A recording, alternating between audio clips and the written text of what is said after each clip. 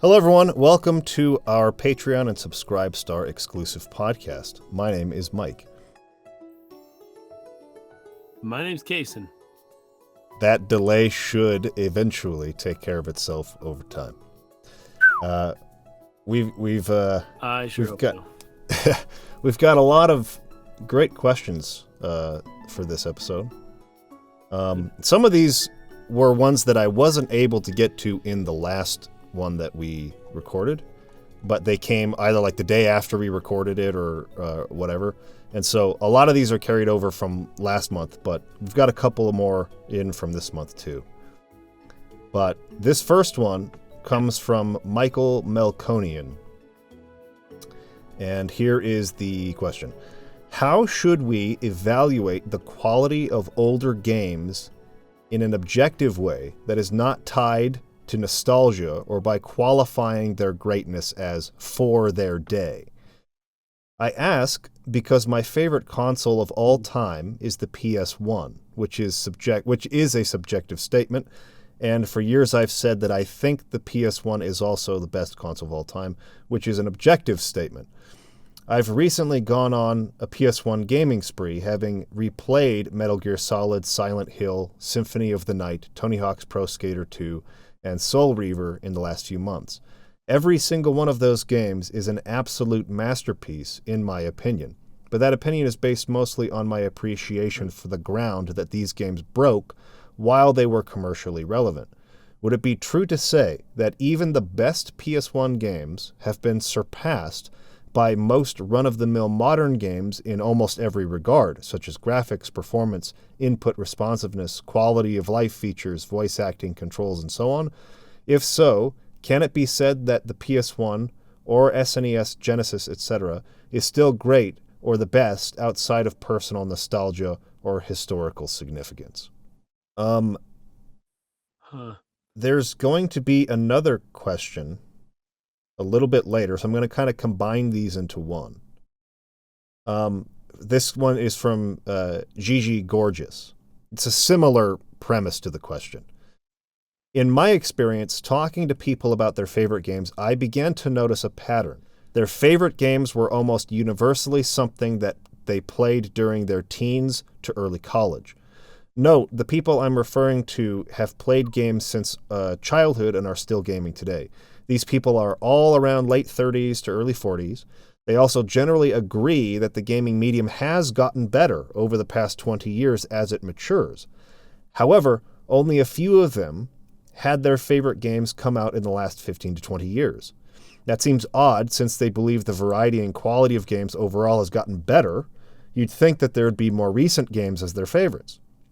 It seems as though our favorites are more of a product of what we played during our formative years as opposed to newer games we believe to be objectively better. I was wondering if this applies to your favorite games as well, and if so, why do you think that's the case? I also noticed that the pattern does not seem to be as universal when it comes to other forms of media, books and comics and movies, etc. Seem to have more of a variability in my experience. So I'm combining both of those into one because they touch on more or less the same topic.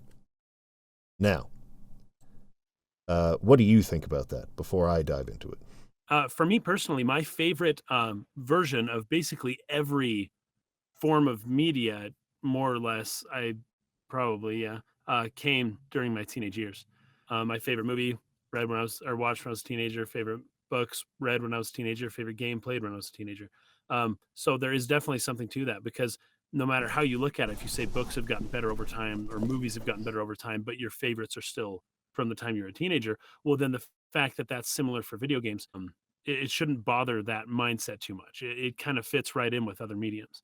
I would not agree that games have improved in every like measure. I remember saying this some time ago, but if Harvest Moon was not made for the Nintendo 64 and instead they kept making them for the SNES, but just kind of expanded the graphics or the scope, or they kind of made them in the same style instead of going 3D, they just kind of kept doing this pixel art 2D style, then likely in the 64 or probably GameCube era was something along the lines of Stardew Valley. Whereas their desire to become 3D, and as visually appealing as that is, I actually feel like games lost a lot in that transition, and then as well the transition to HD, because as the medium, as one console or one full style begins to kind of take hold, the more that innovation kind of comes about, and the more people can learn what to do with it and how to expand the possibilities of such a limited frame, you know. But if the frame keeps changing every 5 years to this new graphics, new sound, new resolution, and new like capability stuff, you start chasing that, and instead for what would be the word, like protecting, or maybe not protecting, but instead of affecting what you had done before and expanded on that to make a drastically better game just in that old style, people end up chasing and moving along doing that kind of thing. And so I do believe Stardew Valley is than any Harvest Moon. Harvest Moon 64 is amazing, but Stardew Valley is kind of off the charts. But it's because Stardew Valley is doing like a PS1 era pixel art kind of thing going, and that you just so much more you can do. They're not limited by that. The way Harvest Moon kind of limits itself in each new progressive game, because they're chasing after this 3D graphical. And I'm not saying it's like perfectly realistic graphics, but when you're doing a game like what they're trying to do right now, you end up running into these huge limitations, and you can't have just the massive scope that, you know, other would have had they just pixel art and then kept improving that over and over and over. So I would not agree that in every measurable sense games have gotten better over time. In some ways, the graphical leap kind of made things more difficult, and kind of, games take a while to catch up again now with the new trends. And okay, now let's start innovating the way we couldn't, because all of a sudden we had to make HD, and that was so much harder with 3D models in HD. So now we've got to catch up here, like what Pokemon is doing nowadays, because and now they got to make console games, and they just kind of weren't really ready for that. So anyways, you got some funny stuff from them that, in my opinion, is not better from what they were doing before. It's worse. It may look more high resolution. It's not better. Anyways, that's about my answer to that. Okay. Yeah. I want to start off by saying that I might be an outlier here in terms of like the trend that Gigi Gorgeous was talking about. I've pulled up, because I keep a list of my top 50 games of all time that I try to kind of update once in a while, because one of these days I'm going to make another top 50 video. At some point I'm going to try and do that again. But what's funny is that my top 10, half of them are more recent games. It's like half and half games from my childhood or teenage years, and half from like my adult life. So, you've got your Chrono Triggers and Final Fantasy 7s and Zelda Ocarina of Times and Star Fox 64s and stuff. But you've also got Mass Effect and The Witcher 3 and Hyper Light Drifter and Hellblade Senua's Sacrifice. So I would say that like it kind of depends on the genre you're talking about too. Like on this channel, we talk mostly about JRPGs, and I think JRPGs have gotten worse despite the improved graphical fidelity and everything else. I think JRPGs were far better before. What I'm talking about when I'm referencing that is the groove. They actually lose a lot as they try to chase that. Yeah, because like, and this was an example I thought of while you were talking, is like even Nintendo was kind of struggling with Breath of the Wild because they were trying to develop it in HD, right?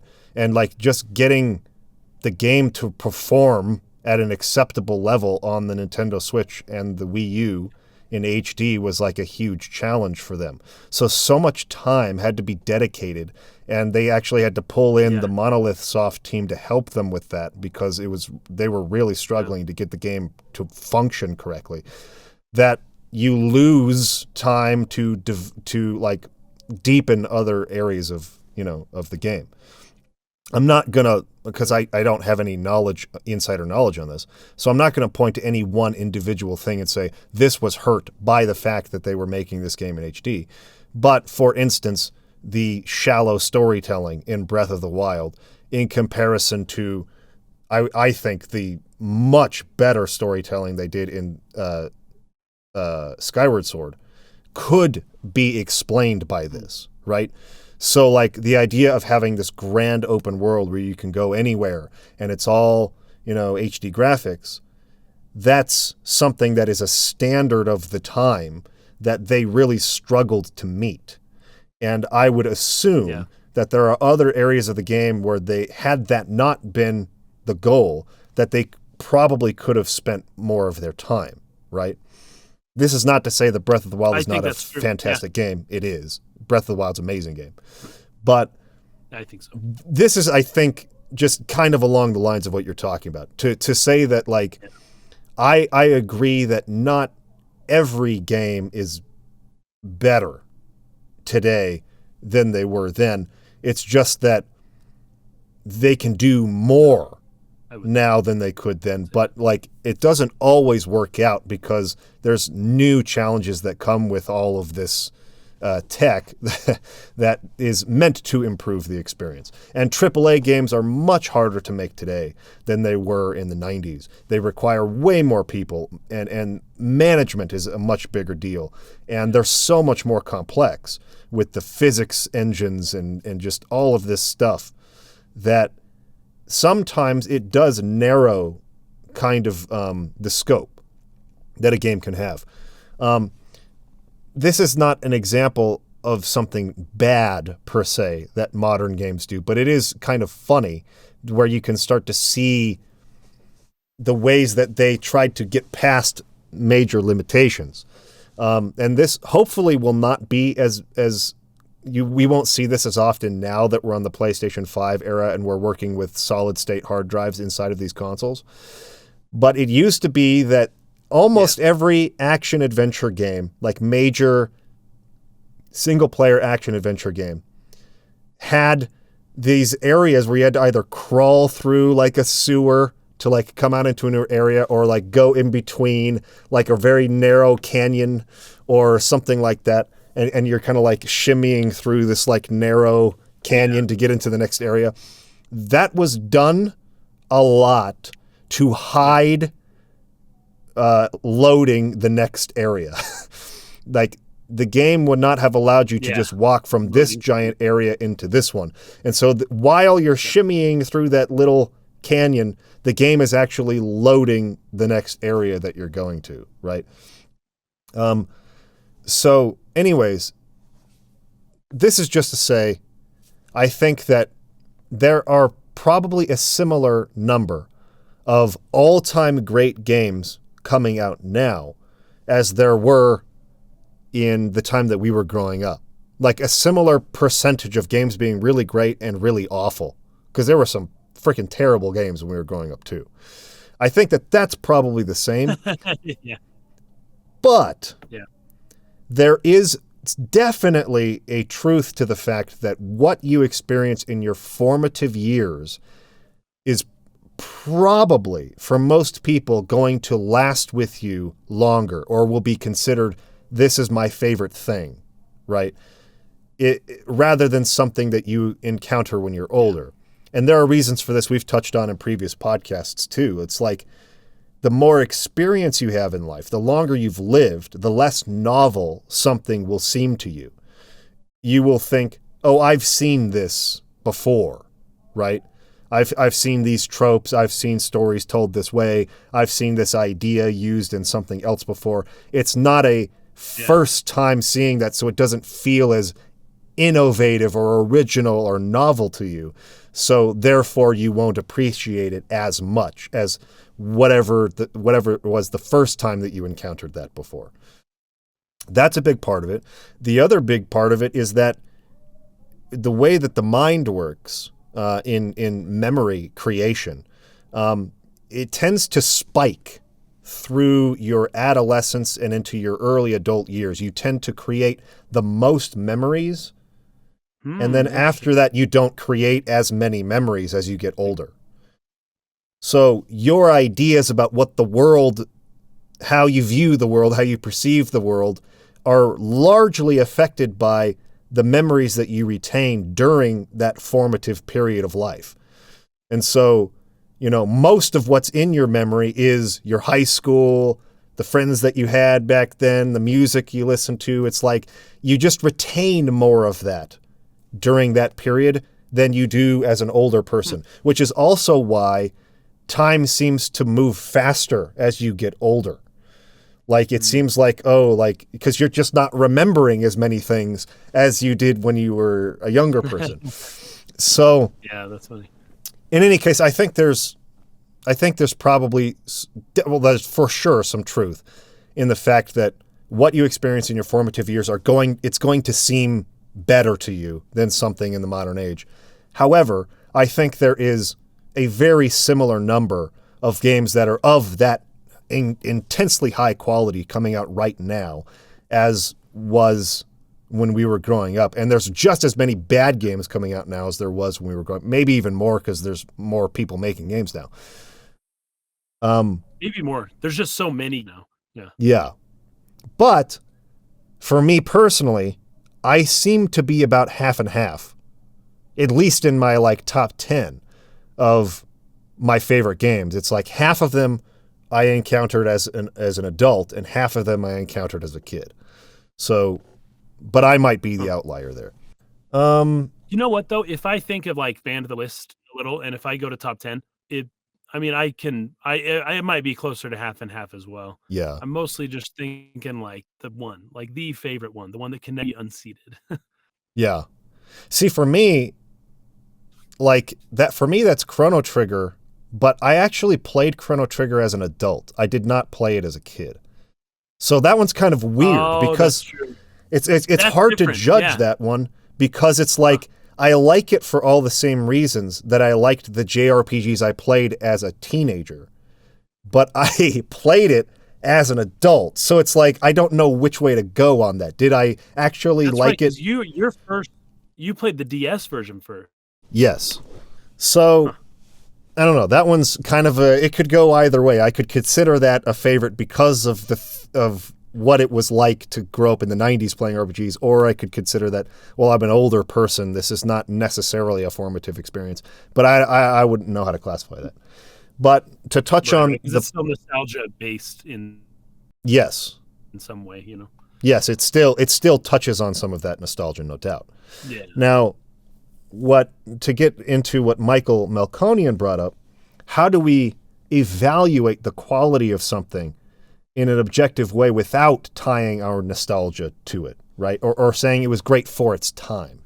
I would hope that we try to do that here to a large degree, right? Like in this Final Fantasy VIII podcast that we did, and in this is actually funny. I was having a conversation with Heon, one of our community members, a little earlier today.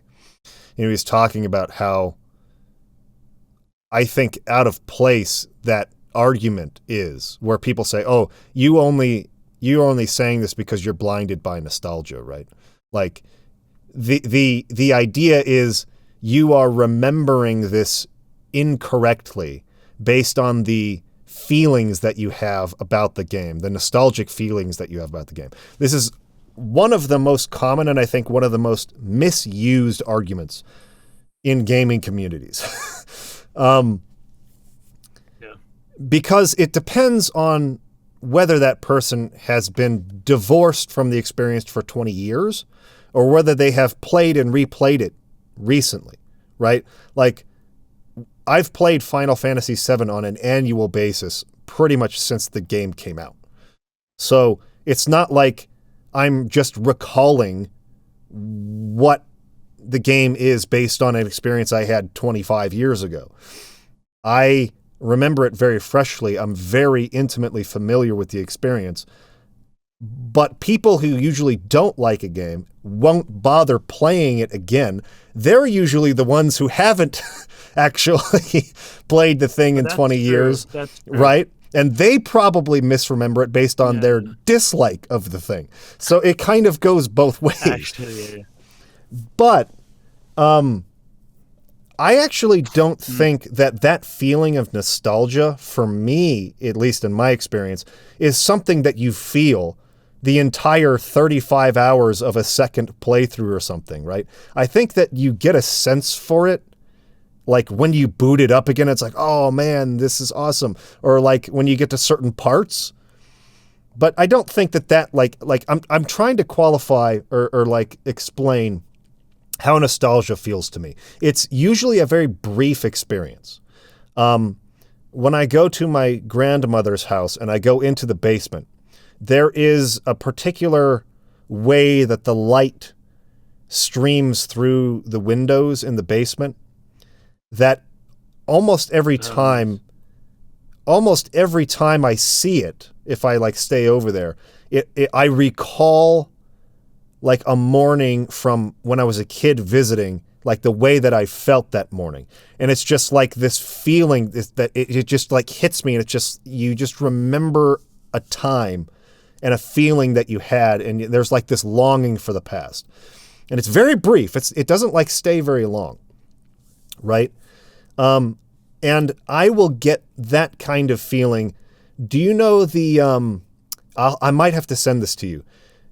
This wasn't a sound bite that was used in all of Squaresoft's games. It was only used in Seiken Densetsu 3 for when the Squaresoft logo appears on the screen.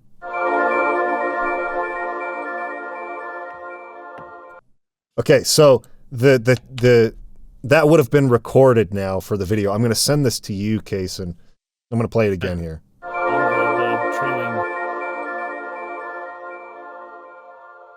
I kind of wish that Squaresoft had just made that their little chime or sound that they had on all their logo reveals, because it's so awesome. I really like it. But in Trials of Mana, it's mysterious. Yeah, and I think it really embodies like the feel of Squaresoft games, right? The Squaresoft logo. Okay, I think this one's going to have it. Because they redid that. They recreated that sound.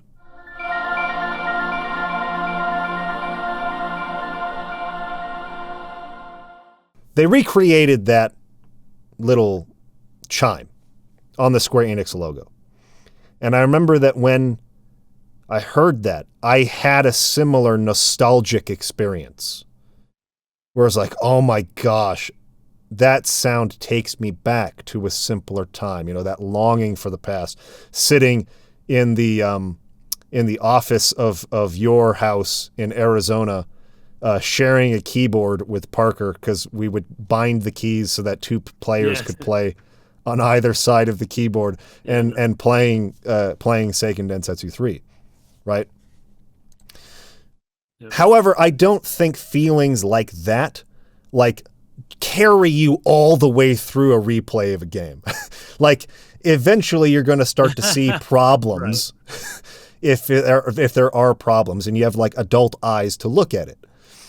So, I guess, like, the way that I want to approach, like, summarizing my feeling for this is, I guess I've seen the attitude in our comment section and stuff where people will say things like, I'm not going to watch this video because this game is perfect in my eyes and I will hear no criticism of this. Like, I will hear nothing to the contrary. And obviously there's some... It would ruin, there's some joking in them saying that, but it's like they don't want to accept that there are maybe some problems in their favorite game. And I don't understand that attitude, because if you have that attitude, sure, you're not going to see the problems in the thing. But just because there are problems in it doesn't mean you can't appreciate it even more than you did before. Like what we just did with our Final Fantasy VIII series. I have all kinds of problems with FF8. I appreciate the game more having done that series and really looking at it hard than I had before. And so if you have the right mindset about it, and you're just interested in understanding the game better, I don't think it hurts even when you realize there are problems with it. And that's probably the best way to go about understanding or evaluating it in a more objective way. And, you know, obviously I think the one thing that, really the only thing that you can say, oh, this was good for its time or whatever, is when you're evaluating like how deep a story is on an NES game. It's like, well, they had major limits on script, on like character limits, right? Yeah. So they can't have like tons of dialogue and stuff. Yeah. So like obviously you can't judge an NES story by the same standards as something today. Or obviously the graphics would be another one. Like surely they would have, done something that looked a little cleaner or whatever. But I'm of the opinion that pixel art on the Super Nintendo at its peak is just as beautiful as some high quality realistic thing that comes out now. Right? Like graphically for like what they were going for. I think so. I don't think that you have to look at that and go, oh, for its time, Final Fantasy VI looked good. It's like, no, Final Fantasy VI looks good no matter what time you live in. It's amazing. It's incredible. Art-wise. So, I don't know. I don't know if that's like a totally satisfying answer to that, but I think there's a way to do it. And it just takes the right mindset and to kind of really understand what nostalgia actually is rather than how people throw that term around without like, I don't know, like really knowing that you're not going to sit there feeling nostalgic for 60 hours of playing Xenogears. You're going to feel it when you hear the opening credits music, and then you're going to be able to look at it through your adult eyes and like notice things you didn't notice as a kid or something. And you can be honest about what you see, right? Yeah. Okay. This next topic comes from Haitham Islam. In previous podcasts, actually, Kaysen, why don't I send this to you? Okay. So that you can read it in case I go out, right? Yep, got it. Okay. So he says, in previous podcasts, Kaysen mentioned how executives who greenlight projects are often drawn by things like visuals since they believe it's what sells. Hope I'm not misrepresenting what he said. I feel like this may come at the cost of things like... Yeah, I feel like this may come at the cost of things like story, since higher production value makes iterating on ideas more expensive. Not saying you can't have both, but there does seem to be a trade-off. Do you think under our capitalist system, we can have games where the story and ideas come first and the superficial stuff later, or would such games not be greenlit? I certainly think yes, just maybe not AAA games, given that we've seen games like Octopath Traveler and stuff from Tokyo RPG Factory. Maybe those games didn't have the best stories, but that seems more like missed opportunities. Maybe a better example is Radiant Historia. I couldn't find budget figures for it, but I can't imagine it being that high, even though it's one of the best games I've ever played. Anyway, my question is, do you think there is a huge missed financial opportunity here for lower budget RPGs with the emphasis on story, or do you think the market for that is too niche? A huge missed financial opportunity for lower budget. I mean, obviously I do believe that because I want more of these types of games. And I don't think the market's too niche. Well, maybe it is. You know what? I don't know much about the modern like JRPG market these days. Like how much does the average game sell? Like how much did, for example, Project Octopath? What did that do? It's a good question. I would say generally that a game in that category, that kind of almost like double A sort of like experience. Yeah, because I feel like that's a good middle, I think that in that case, if they're really good, if they're really well made, and if they get a good marketing budget, which is usually what happens for like Nintendo, because they do their directs and they push it on their social media and stuff. Whoa. I see. Yeah, 2.5 million for Octopath. Yeah, so they usually do about $1 million to $3 million. That's way higher than I thought. Yeah, between like $1 million to $3 million is what I would say is pretty average for something of that level or that scale. Okay. Well, that's interesting. But still, so it has the low budget, but still the high names like kind of pushing it. So Yes. that's interesting. But even still, that's much higher than I thought. I thought this would have maybe done a little over 500,000 or something like that. Which would have still been good, in my opinion. Yeah. So I guess there is still good demand, in which case, freak yeah, they should make a ton more of these things.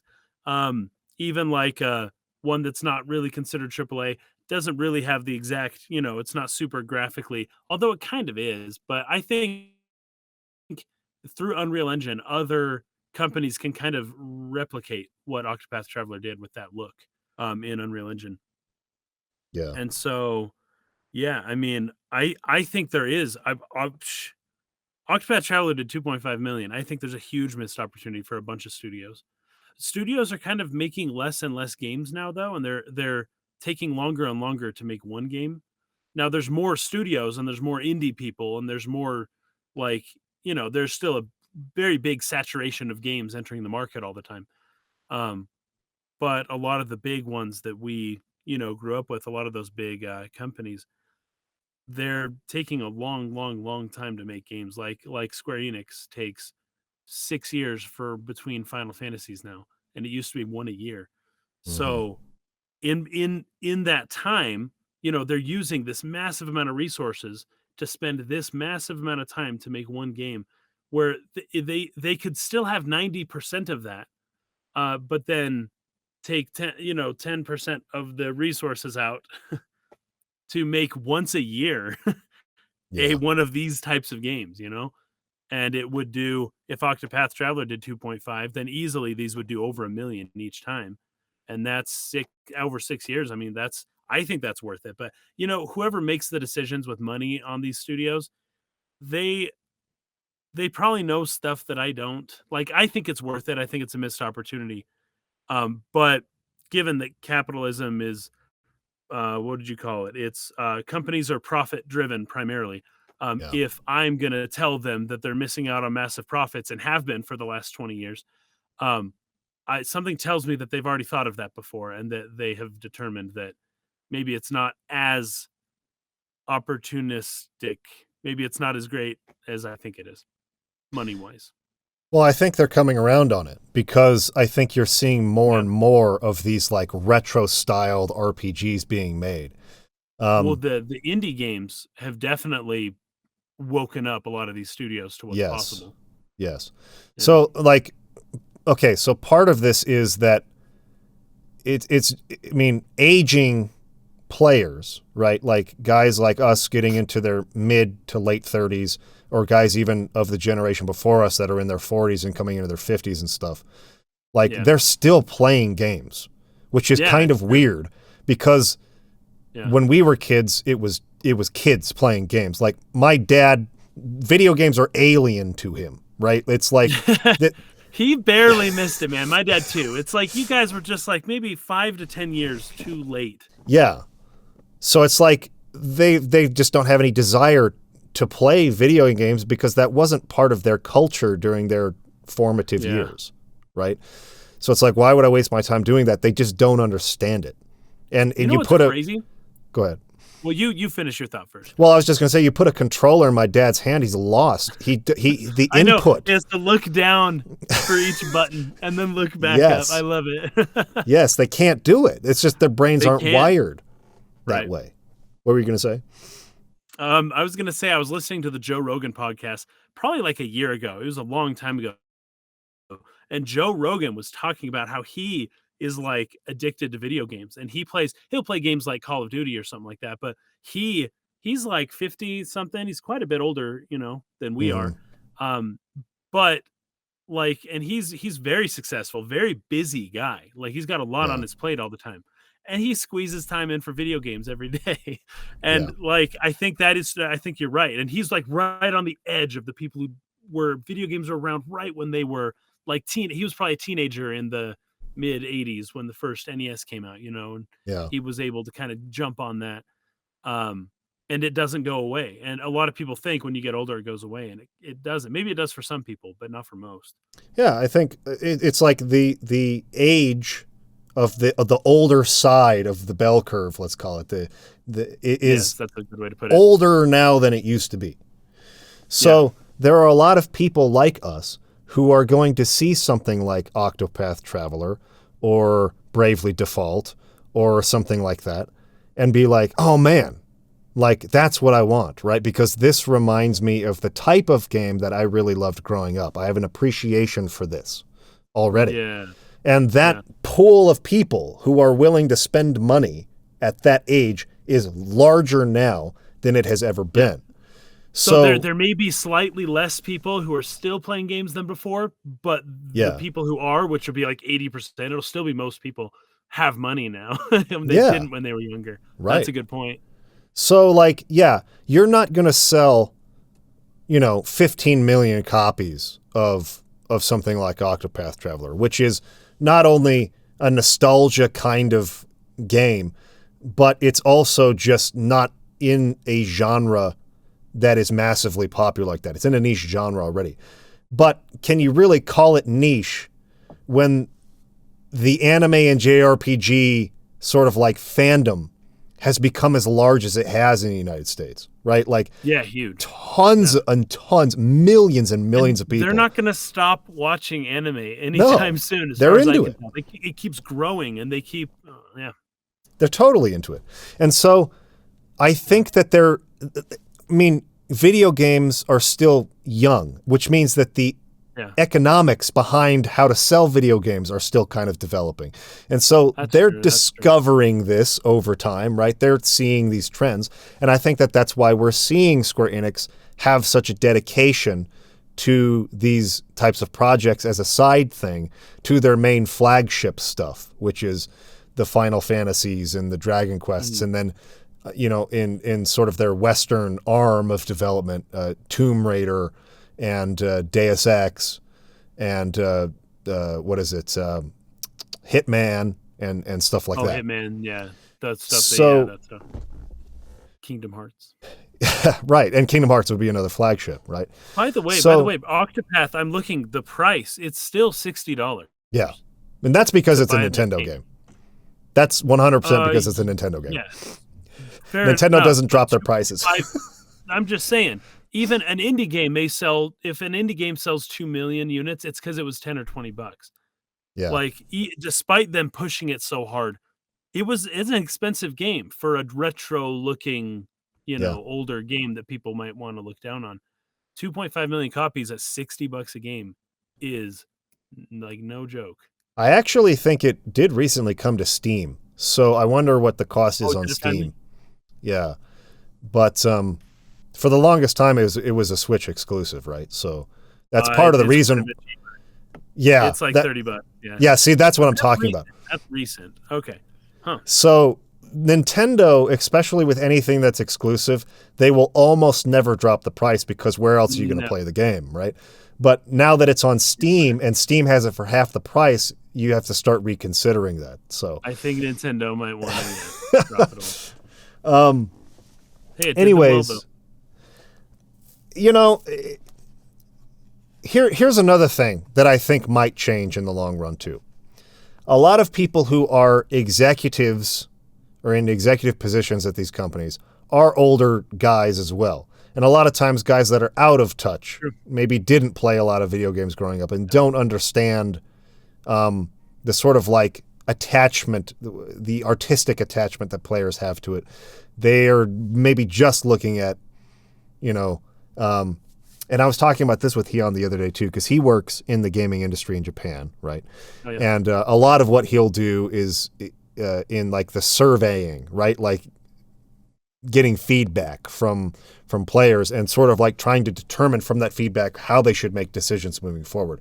And a really big frustration he has is that the way that these surveys are formulated is kind of like fallacious from the start. It's sort of like it sort of like doesn't actually get like the true feeling that people have about it, but maybe is worded in a way that's poor or that like that sort of like prods the player to give a certain answer.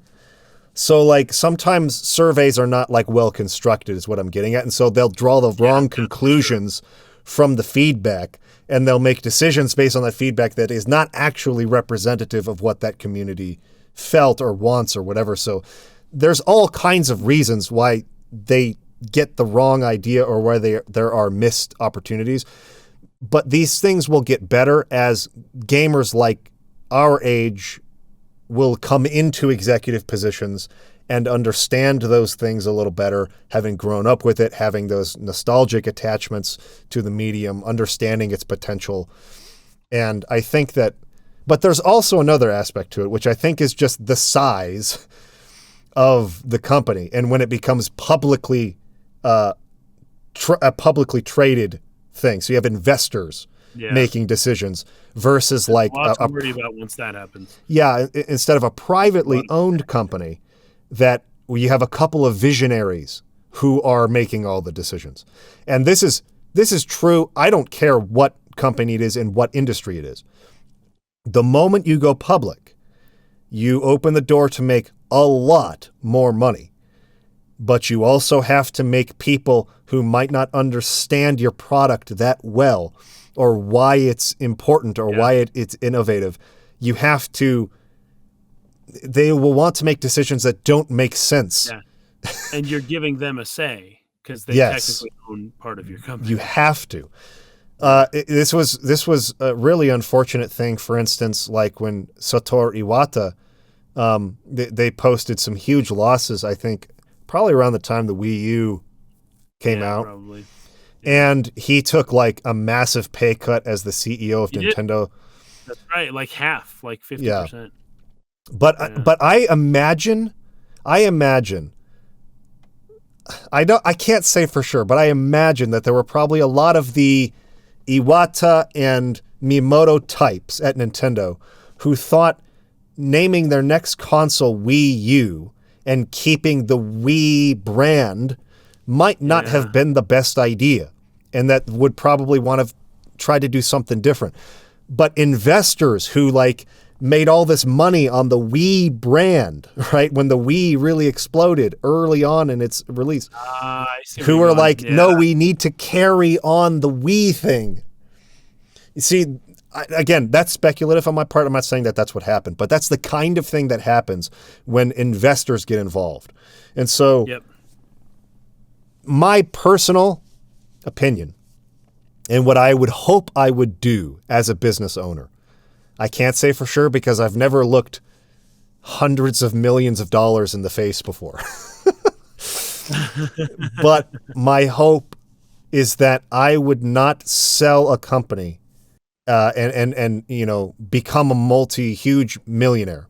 And I would instead try to keep the integrity, the artistic integrity of that company, and make a little less, but still hopefully a lot of money if it's that valuable, by keeping it privately owned and by making the decisions as the visionary. But that very rarely happens because that's just a lot of money to turn down when your business becomes that profitable and worth that much, and there are that many people trying to buy it from you, and you say, I will never have to worry about money again as long as I live. If I do this, then maybe I can go start some other thing and keep my artistic integrity in that. There's a thing. I think Elon Musk does this. He has Tesla is a publicly traded company, but Elon Musk owns a lot of other companies as well. Yeah, they are not publicly traded. Mm-hmm. And the weird way he kind of can, when people invest in Tesla, for the most part, people are investing in him, in Elon Musk. And Tesla is seen as an extension of his other companies, but he didn't have to give up any stake in his other companies in order to reap the benefits of being the creative genius of these other companies, because one of his companies is public. So there's a way to kind of get around that if you're like him and you're freaking too smart. Yeah, I mean, like, and it doesn't always work out. I mean, like Hironobu Sakaguchi with Mistwalker, like Mistwalker's never going to be able to achieve the same level of success as Squaresoft. It's never going to happen. So it doesn't always happen that way, but you know, I could see people considering that option. It's like, I did this once. I think I can do it again, but also have my cake and eat it too. You know? Good luck. Good luck. Most people cannot. Yes. Okay. Yeah, but you know, and then the person who took over after Iwata left was Kimishima, who was a banker. He was just a straight up financial, like, and probably didn't know a ton about video games. But that's just where the investors wanted things to go at, because Iwata was a visionary and he did a lot of things right and he did some things wrong, but they wanted somebody who could just run the company and manage its assets instead of actually really pushing forward, you know? Yeah, exactly. Ooh. It's two ways of thinking about business, and It is. But it's hard to turn down going public, because what you're essentially doing is saying, hey, whoever wants my company, highest bidder. yeah. Sell it to the highest bidder, and people start bidding with each other, and here's a piece for you.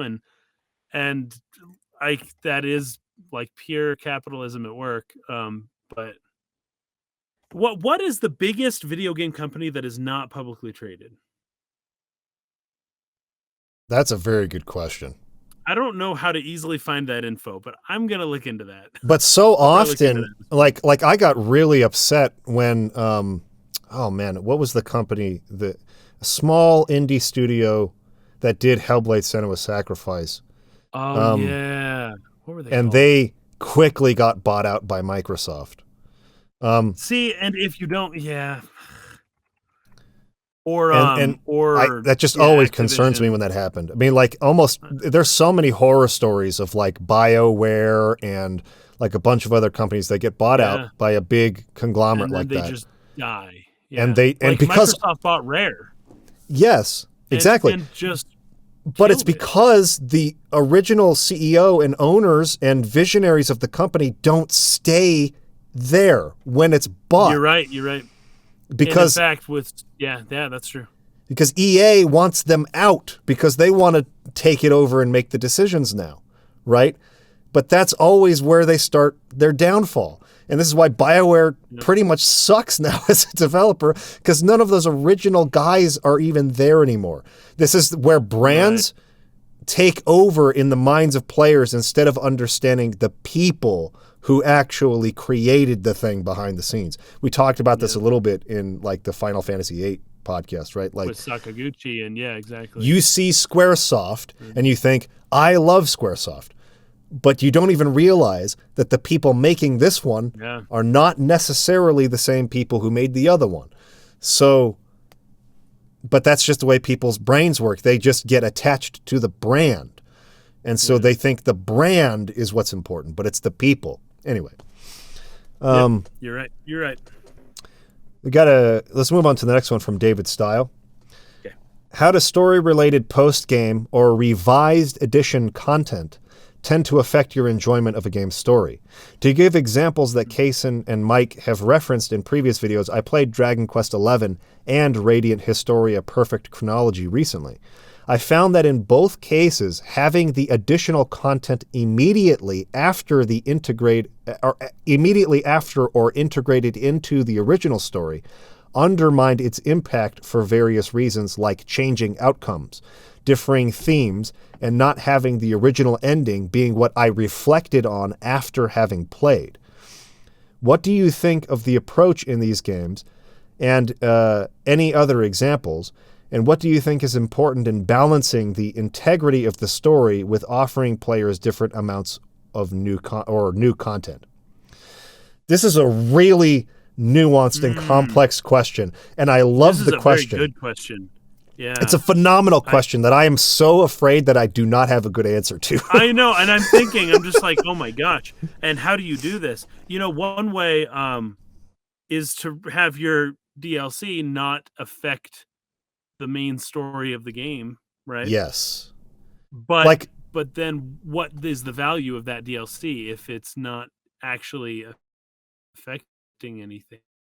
Yeah. It's just kind of like Breath of the Wild has their quest like hard mode and the trial for the Master Sword and stuff. That doesn't affect the story, it doesn't affect the game very much, but it is a fun addition, you know. Probably not worth however much they charge for it. But you know, there's that kind of thing, but I don't know that would necessarily fit in every other game, or that's the best way to go. But there's one way.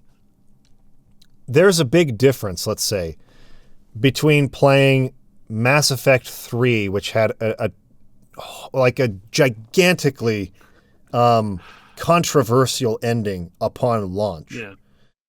There's a very different experience between playing that game when it launched and experiencing that original ending as it was versus playing it later, having never experienced that original version of it, and getting also the Citadel DLC and the changed ending. You will play Mass Effect 3 today with all of that extra stuff, and you will not have the same unsatisfying kind of like terrible feeling at the end of it that you would have at launch. So like, yeah, but also you get a totally different experience for someone who got the really bad ending first, but then got to play the DLC Citadel later and have it sort of like amended somewhat to you, right? Here's the thing, though. I don't think DLC should just be limited to fixing the game's like crappy Yes. parts that should never have been Yes. there in the first place. Or even if it's not something that's fixing it, but just adding to it. Like he brings up perfect chronology, right? So I played Radiant Historia in 2011 or 2012 when it first came out. And, you know, I played it and got the ending. And so like seeing this new ending that they have based on whether you complete the new content with it, like how would I feel if I'd experienced perfect chronology first and not had the original ending to reflect upon after finishing perfect chronology?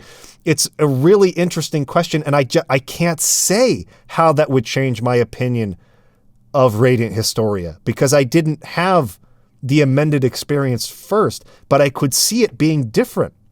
I could see it landing different. And so like it's really interesting. Like how would you go about like being aware of that as a developer?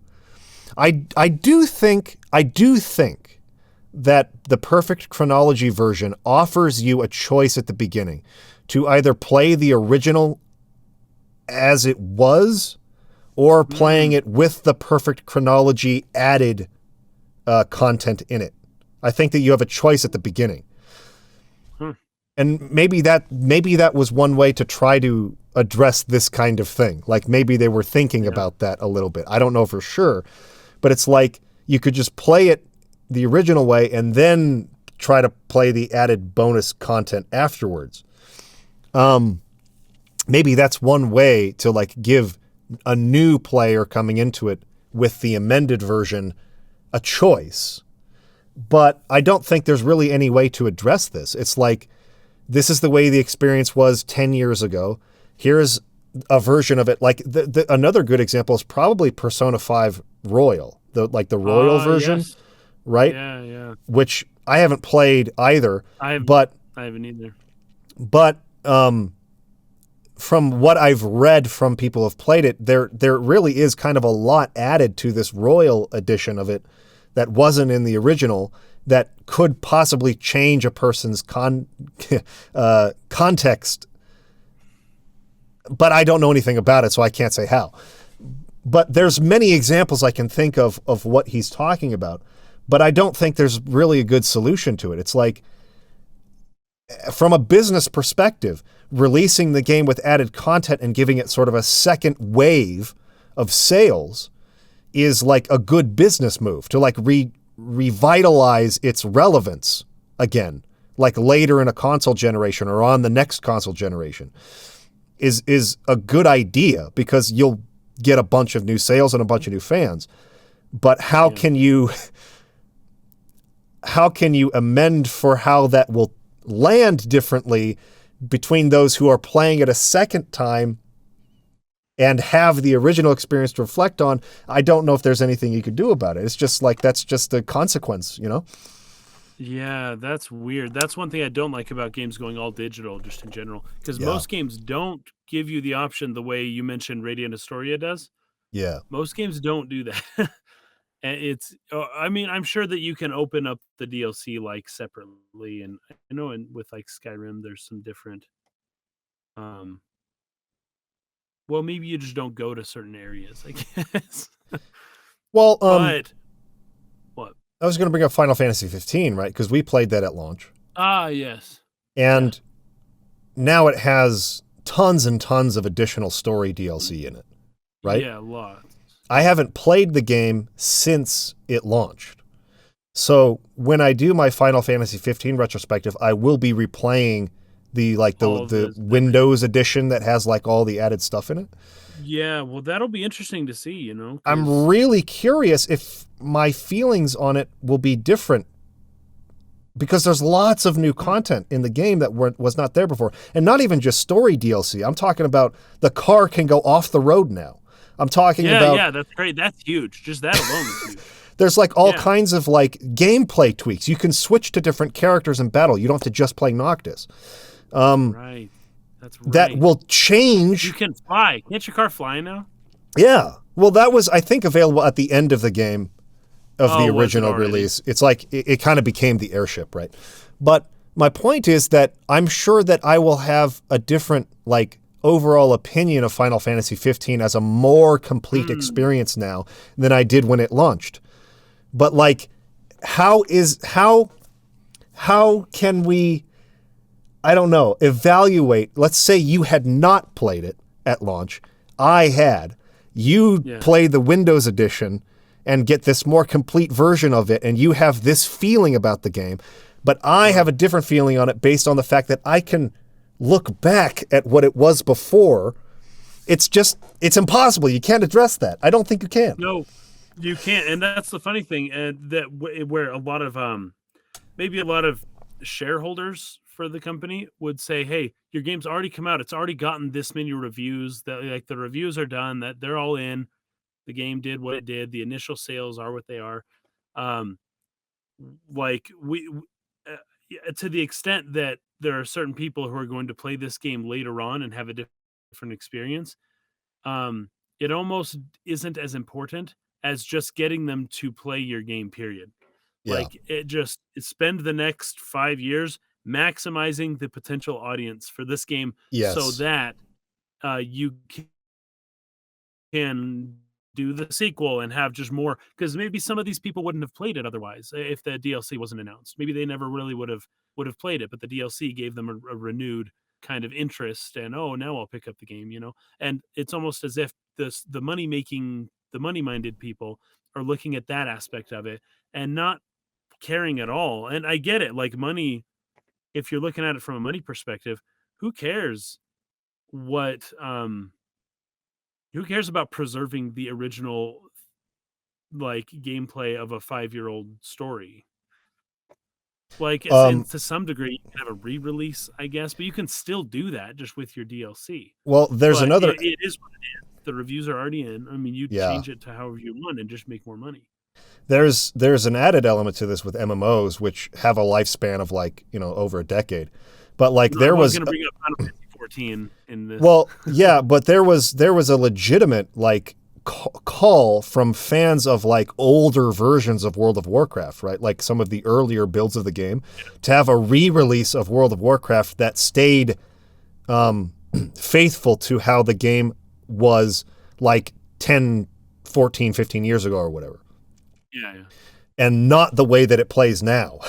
So like, I think there can be value in preserving like even the gameplay experience of something older, even if the game is still existing and it's been patched and changed all these years later. It's like some people still prefer the not quite as streamlined or altered version, right? Yeah. MMOs with the subscription model, I mean, users still have a say in what happens with the game if they're still continually paying per month to play the game. Then the company's probably more likely to listen to you. Right. All right. That's a great question. I don't know. I don't have a great answer to it, but it's a great thing to think about. This next one comes from JM. What is a game or games that have received praise from people whose opinions you respect or usually agree with that you found yourself completely unable to enjoy? This happened to me recently with Horizon Zero Dawn. Oh, wow. Most people love that game. Yeah, so I really like Horizon Zero Dawn. I don't know that I don't think I've met someone who doesn't like that game yet. So, JM, nice to meet you. I really like Horizon Zero Dawn. But this, for me, is Half-Life 2. Like... Oh, no, really? People love Half-Life 2, and for good reason. It's a game that I respect a ton. And I understand all the reasons why people love it. And Kaysen's brother Parker in particular really pushed me to play. Yeah. Yeah, he really pushed me to play Half-Life 2. He was like, dude, you're going to love this game. It's one of the best games of all time. And he's not even wrong. But I just don't enjoy playing Half-Life 2. I just don't like it. And I feel like there's something wrong with me for this, because it's not like I haven't enjoyed other first-person shooters, even though it's not my genre per se. Like, I enjoy playing Halo. I enjoy playing other first-person shooter games. But I cannot for the life of me get into Half-Life. And I can't really put my finger on why. I just don't have fun playing it. Interesting. I mean, there's probably a game for me that would be the case. I probably couldn't tell you what, though. You know what? There's been several games like Civilization. Yeah. Landon and Matt got like way into Civilization. Eric and a lot of our old almost everybody in our apartment was playing Civilization one time. Except for like I never really got into it. Did you get into it? Did you? Nope, I didn't play it either. So you and I didn't.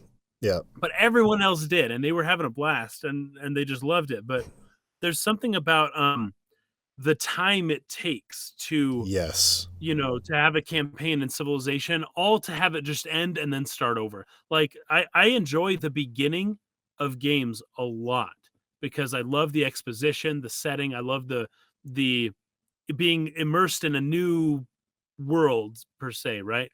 Yeah. But Civilization is hard work at the very beginning, and you can't make mistakes. You have to make sure you plan everything correctly. There's a lot of infrastructure ideas that you got to keep in mind, and whether you're going to be up against a mountain or a coastal town or in the forest, and what you're going to pursue and how to treat the enemies. It's a little too much for me at the beginning. The game gets fun later on as I've played it, but at the very beginning it's kind of stressful for me, and it takes so long. Like I don't want to just start at the Stone Age again every single time I play the game. I want to do more fun stuff. And so that one was tough for me, but basically everyone I know loves the game. And I'll watch people play it. Like I've watched a few people who stream a campaign. I spent many of my evenings in Bountiful Court watching people play Civilization. I know. Let's watch someone else do it. I just did you ever play I think you did World at War, the Call of Duty games? Yeah, a little bit. Nazi zombie kind of mode you can do. And you just see how many rounds you can go before you die. Yeah. And it's so funny because there's certain people we would stay up late sometimes with like Jeremy and a bunch of people like playing that game, going crazy, get to round 50. You're just chucking grenades the whole time because it's a mess and there's no way that you can possibly stop to aim and shoot anything. You're just like running away from this horde of zombies, and eventually you die. You have to. That's how it ends. But there's some people that say, oh my gosh, that was crazy. I bet you we can go one round more. Let's do it again. And I'm like, dude, that took like an hour to get to level 50. I don't actually want to do that again. I don't want to start at level 1 again and just see how far we can go. I have no interest in doing that. Something happened when I did the Breath of the Wild DLC with the Master Sword quest. I got to the very, very, very, very last part of the Master Sword Trials thing, and on hard mode or whatever, and I could not. Well, I only tried once. I tried to beat it. I failed, and you got to go back and do the whole thing over again if you fail. I just don't have it in me. I don't have the time. Like I can't just spend that much time doing this again. It didn't work. I just cut my losses, and I have not even tried the Trials of the Sword. Is that correct? What it's called, Trial of the Sword, something like that? I don't know. I actually haven't tried any of the DLC for Breath of the Wild. Dude, it's fun. The hard mode is cool, and some of the other stuff that they give you to do is fun. But that Master Sword, where you can get it to where it never breaks, it's always 60 damage and like glowing. I just don't have, and Civilization reminds me of that kind of a thing. It takes you so many hours to get so far, and then you have to start over if you think you could have done anything differently. Yeah. I can't get into it. Yeah, I actually agree. I have similar feelings about that. Okay, this one's from the Malgadar. Picking up off of the last Patreon exclusive podcast and your discussion about Final Fantasy not being able to satisfy its entire fan base because of its lack of identity, I realized perhaps it's time for a brand split. Obviously, Square Enix has no interest in letting go of the Final Fantasy moniker for financial reasons. So what if they split the series into Final Fantasy Crystal and Final Fantasy Genesis, with Crystal adhering more closely to the classic games and Genesis being more akin to the newer, more action-oriented games? Would this satisfy the fans?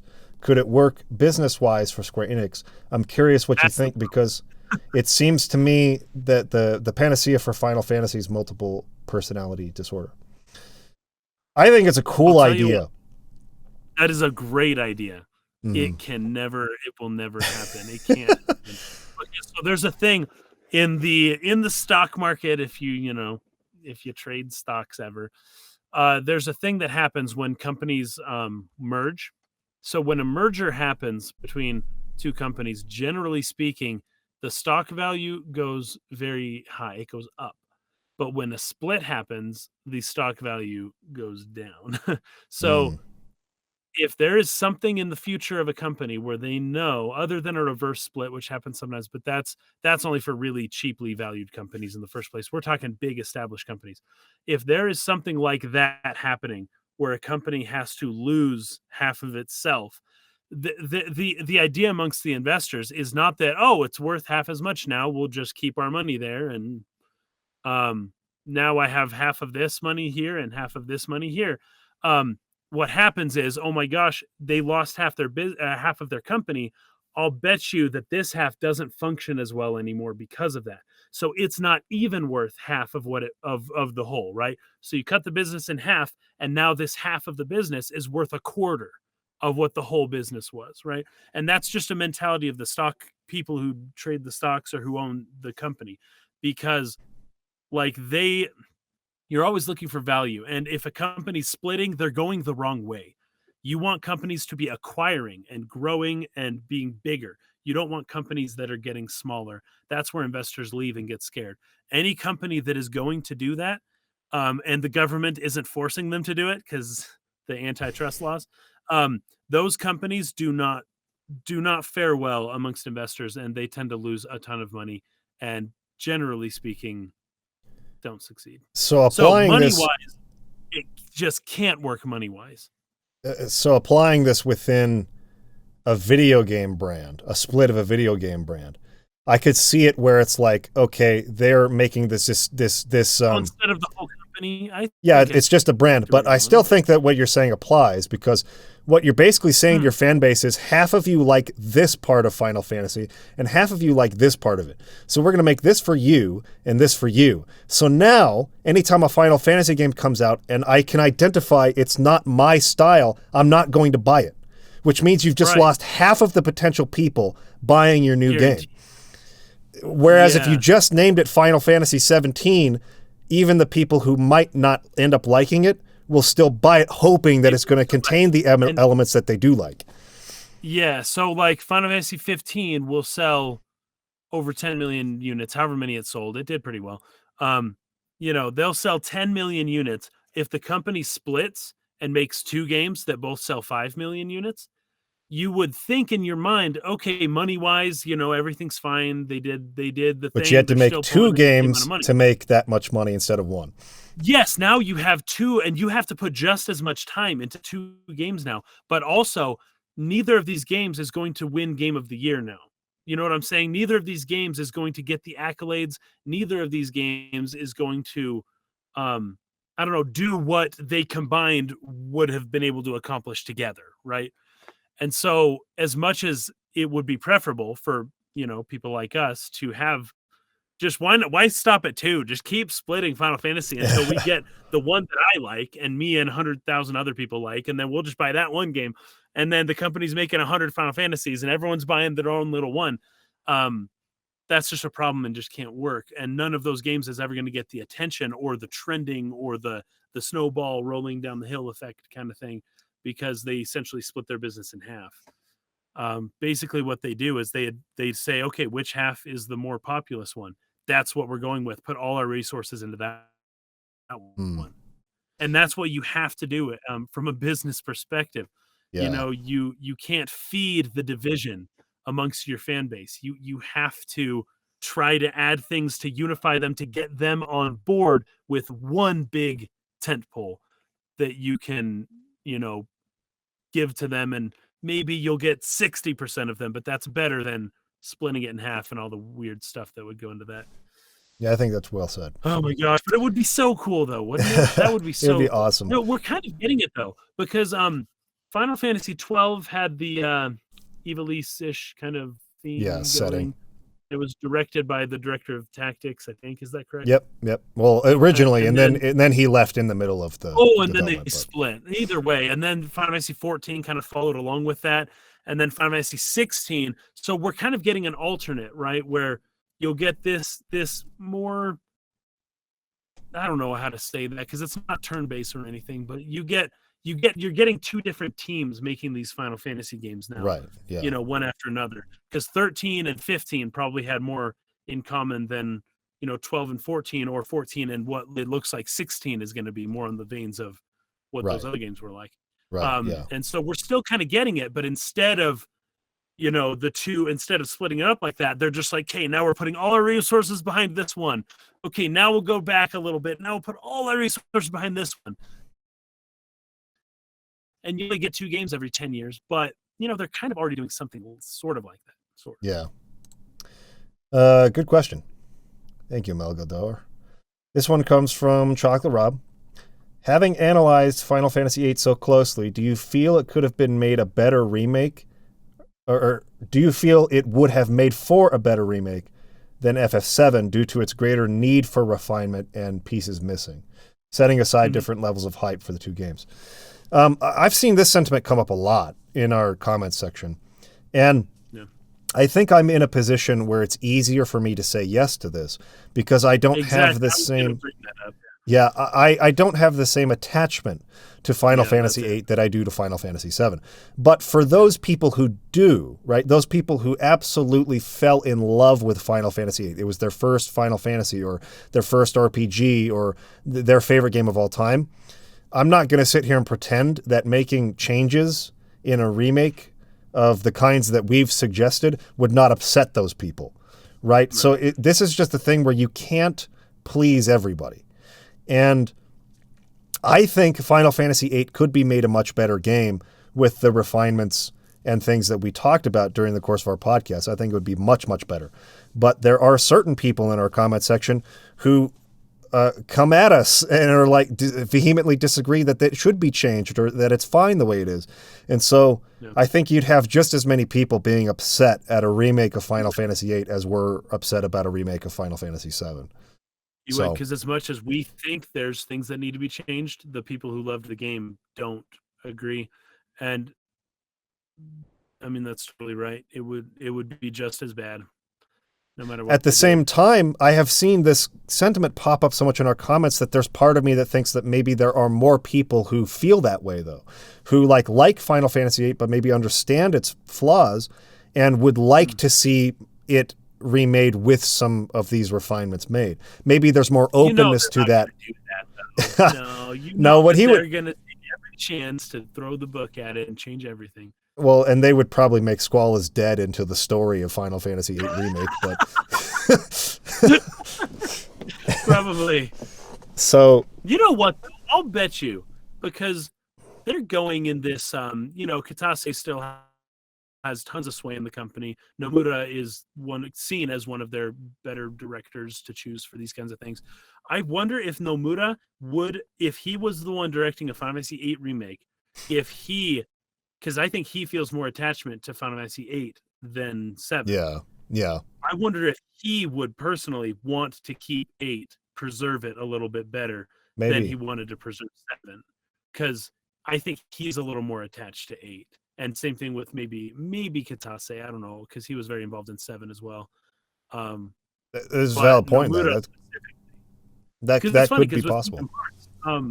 Nomura prefers to put his Final Fantasy VIII characters in, and less so with the Final Fantasy VII ones. Well, So I yeah, mean, there's still a lot of FF7 characters in Kingdom Hearts, right? I mean, there are in the first one.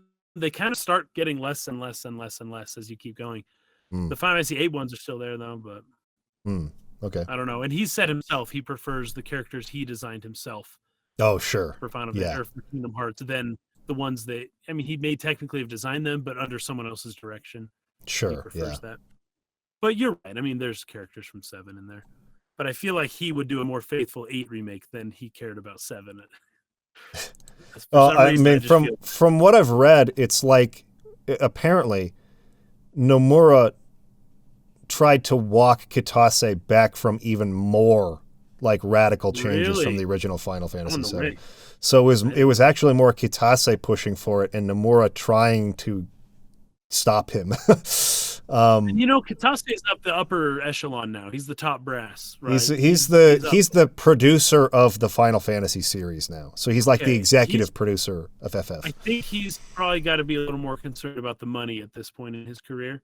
Probably. And they were always saying, like, no, a shot-for-shot remake wouldn't sell. We need to change the game. And that for sales purposes. If they want this to be a big $10 million selling game, they can't just remake it exactly as it was. They have to change this, change that, change this, change that. Well, it apparently didn't sell as well as FF15, so I don't know how well that worked out. But oh, it didn't? No. I wonder. Okay, next one is from Legendary Masamune. What are your thoughts on trilogies and what separates the good ones from the bad ones? And if you managed to rewatch the Planet of the Apes trilogy, if you have, what do you think makes it such a good set of movies? I have not watched. I only saw the first one. So, Mike, you've seen all of them, right? Yes, and the first one is a competently made, pretty fun movie with some kind of I don't know, some things about it that bother me. They seem cliche. It's not like, totally a novel idea or whatever. I mean, it's based on an old movie. It's a kind of a prequel to an old classic, right? Yeah. The following two are phenomenal. And in particular, the third movie is amazing. Really? They look so real. The CG is just perfect. Oh, and it just gets progressively more impressive over the course of the movies. I don't know what it is about orangutans. I do not know what it is, but orangutans can be perfectly realistically rendered. It's unbelievable. Like, I'll bet you. The idea of the uncanny valley, right? I wonder if monkeys are just barely different enough from humans to where we are able to not get weirded out, and it's able to look real to us. Yeah. I can tell that the chimps are not real chimps. Like 98% of the time, although they look very good. Yeah. I can tell the gorillas are not real gorillas most of the time, but they look very good.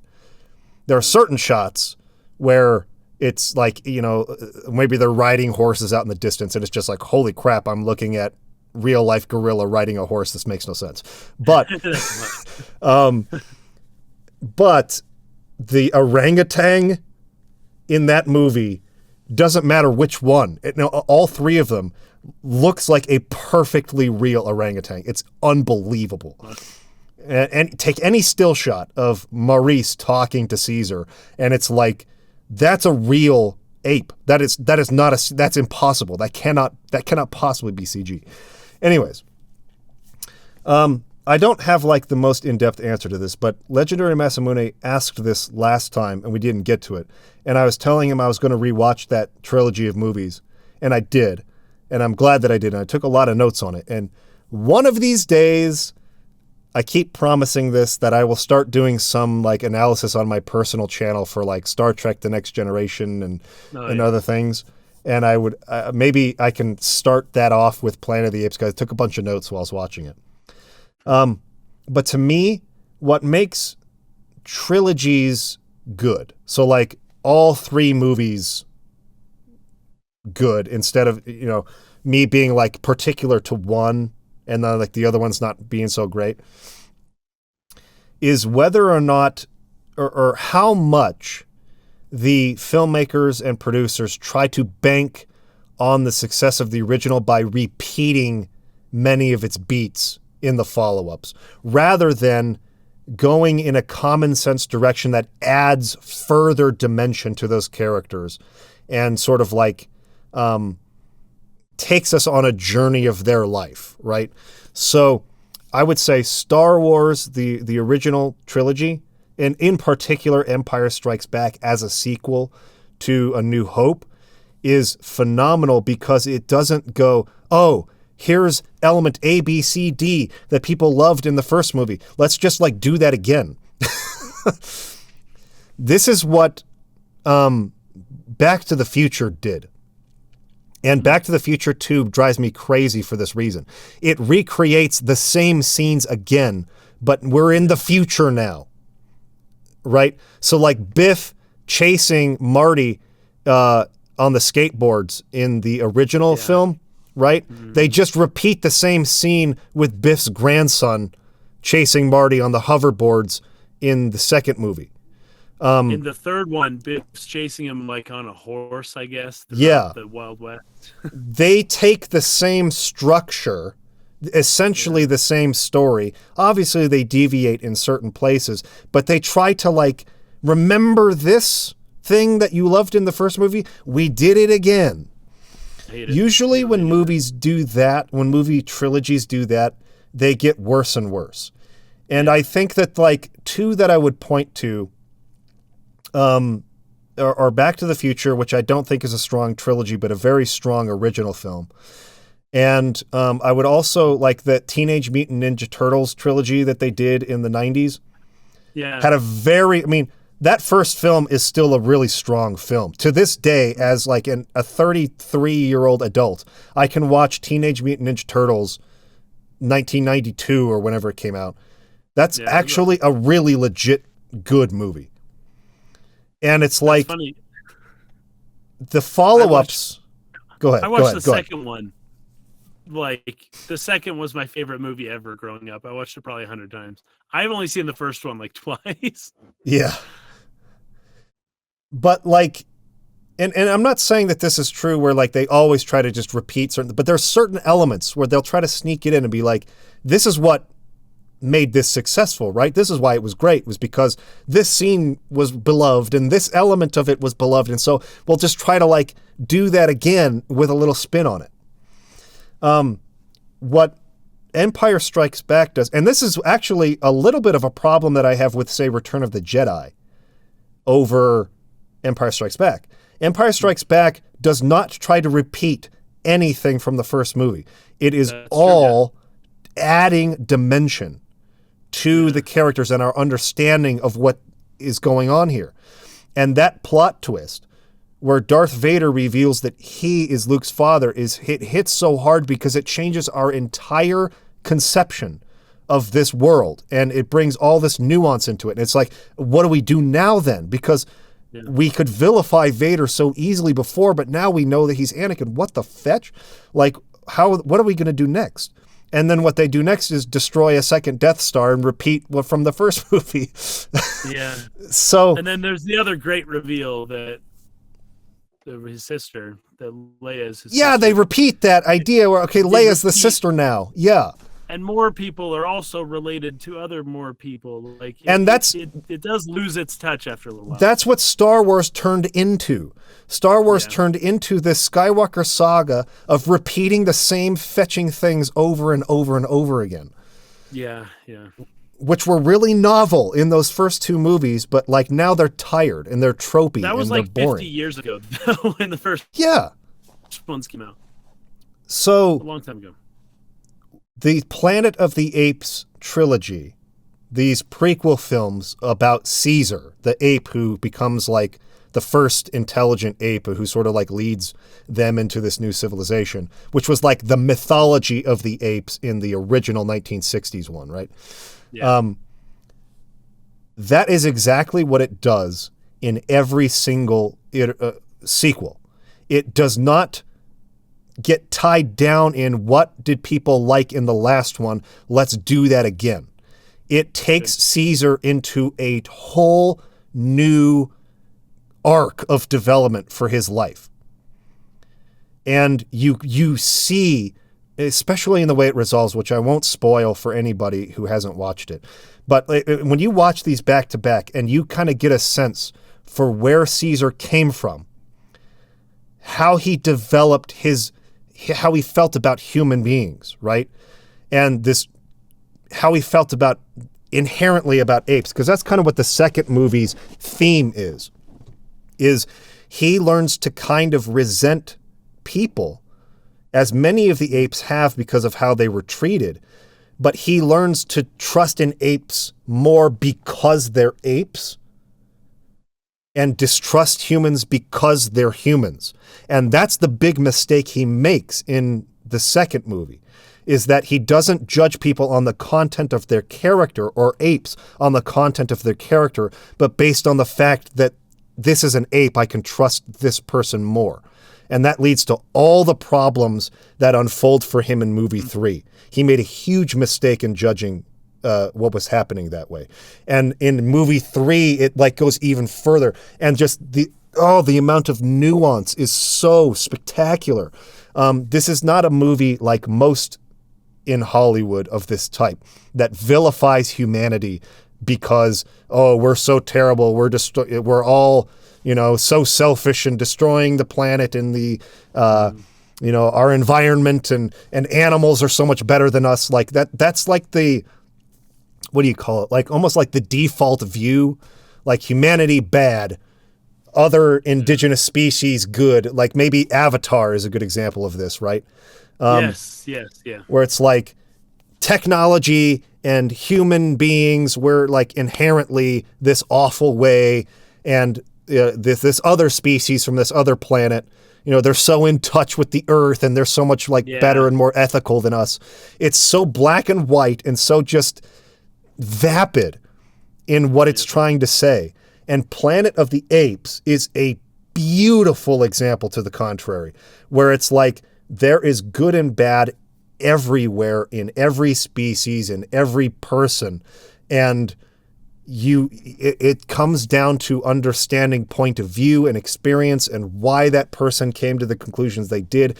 And what's so funny is that Caesar steals the show about halfway through the first movie, and it becomes Caesar's trilogy now. And it's like they hand the story off from the humans to Caesar, and that's when the movie starts getting really good, the first movie. It's like pretty dumb, I feel, in the first half when it's all about the human characters, and it starts getting really good when the story becomes about Caesar.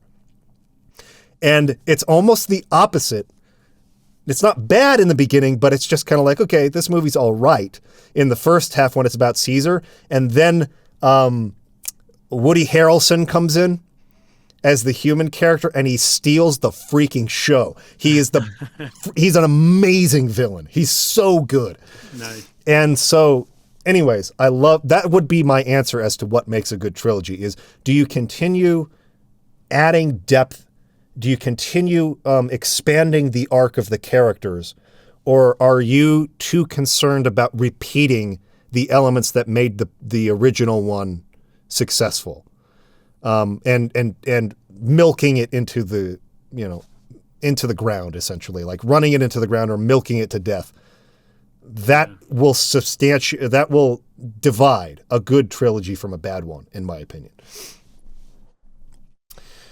Nice. Anything to add to that? I don't. That was good. Okay. Just a couple more here. This one comes from Faded Kirby, who is a Subscribe Star supporter.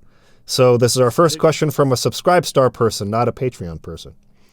Hello, curious on if either of you have any love it, hate it games. Every game has its up and downs, but do you have any games that you can't say one way or the other whether you actually enjoyed it, even if you played a lot of it? I recently played Star Ocean till the end of time, and it had a ton of issues, but I found some things to appreciate, and I ultimately got 50 hours in before I had to stop because it just got too silly. Thanks. I don't know quite like that. You don't have any games where it's like you like ride the line between loving and hating? It's like there's but not that I keep playing for 50 hours. like between love it and hate it. I mean, I'd have to think for a little bit. Do you have something in mind? So I was thinking about this earlier because it is kind of hard. Like, Uh-huh. but there are some game franchises that I routinely buy and never finish, and it's like the whole series is a game that I like want to love a lot, but I can never quite like bring myself to actually complete, and that's the Monster Hunter series. Oh, really? Okay. I love the concept of Monster Hunter. I love the idea of Monster Hunter. In practice, it's just too grindy for me because I will always reach this like point where I need materials to craft the armor and weapons that will allow me to defeat the next monster I want to fight. But in order There's an to element of randomness, right? Between what yes, materials you'll get from each rare monster. drops, right?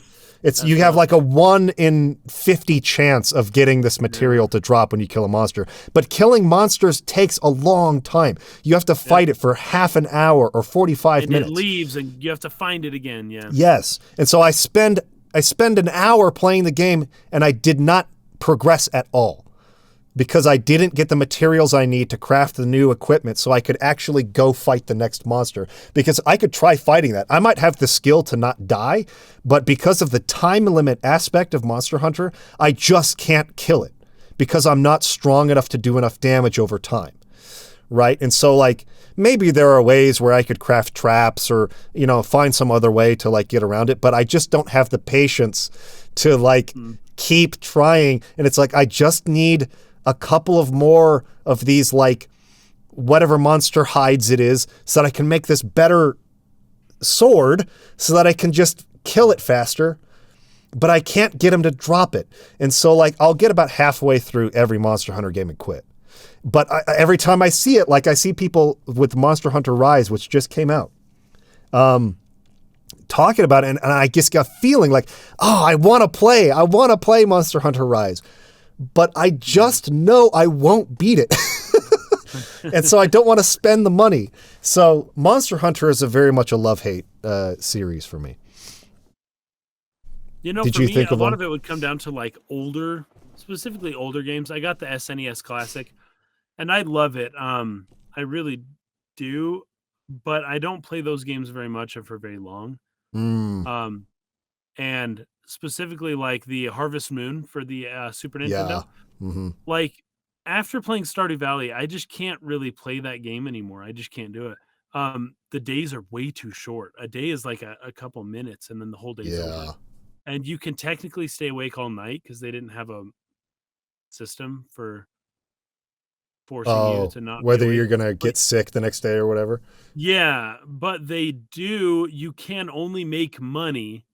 Anything you do past a certain time period, it just doesn't count. I guess it's not you. There's not Mm. much to actually do. So you can stay up all night, but you can't like grab things and sell them. You know. Well, here's an But example kind of what we touched on earlier with games becoming objectively better over time or not, right? Harvest Moon yeah, versus Stardew Valley. yeah, that's exactly it. In fact, like Story of Seasons, I was watching some gameplay for the newest version, and they've taken a lot from Stardew Valley to Yeah. incorporate into this new thing. But it's this big 3D world, and you run around, and they still can't do as much because they're stretched too far with the format that they have to follow to make this game. Stardew Valley, I mean, they probably have a team of 100 people making the Story of Seasons games or the Harvest Moon Yeah. games. And then the Gorilla Scared or Concerned Ape, what is it? Concerned Ape. Um, Oh, yeah. it's like one dude made that whole game. It took him a few years, sure, but that's normal for most game development studios. And Sure. it's just way better. Like, and I don't even like the look of these new Harvest Moon games. It's Mm-mm. the cutesy, smooth texture, 3D. Like, it doesn't look as good as the pixel art from Stardew Valley. Yeah. In fact, Stardew Valley, I really do believe Stardew Valley is what Harvest Moon would have become if it didn't go 3D and just kept making pixel art games. But they couldn't buck the trend. They had to go along with the 3D thing, and it kind of, it makes their games difficult to play. But that's not a love it hate it thing, because I just hate all the new Harvest Moon games, and I don't love very much about them. But the old games, I love them, but I have a hard time playing. In fact, I do not enjoy playing them anymore the way that I used to, because Even 64, or is that more just the SNES version? No, 64 still has short days, but they're a lot longer. Yeah. And 64 has a lot more to it.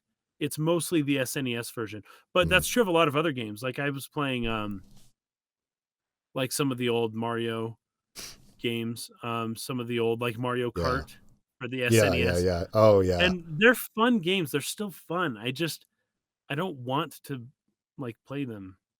Some of them I do. It depends on what kind of a game, but like I was playing Kirby Superstar, and I just got really bored really fast, I suppose. But it's a very good game.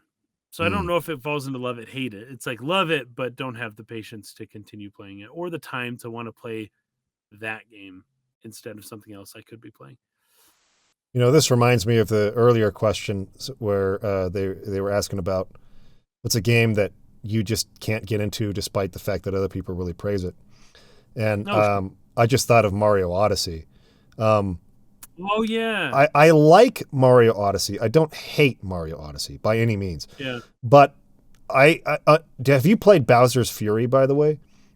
No, I haven't. I haven't done anything with that game. Holy fetch. That game is awesome. I have not had as much fun with a 3D Mario game since probably Galaxy or something like that. Like, oh, really? I liked Odyssey, and I didn't like 3D World so much, or 3D Land, the 3DS one.